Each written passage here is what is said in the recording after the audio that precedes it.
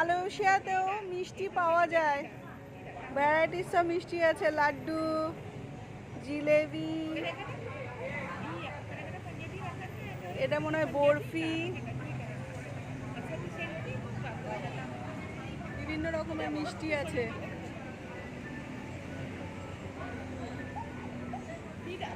এই যে সন্দেশ, ড্রাই সন্দেশ মনে হয়, এটা মনে হয় কালাকাঁদ টাইপের, এটা চকলেটের কোনো একটা আইটেম।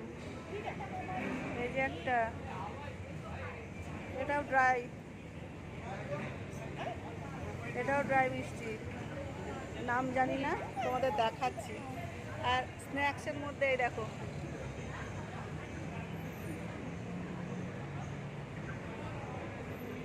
এই যে ফুচকা, সব থেকে প্রিয় জিনিস যেটা, ফুচকাও এখানে বেশ ভালোই দেখছি।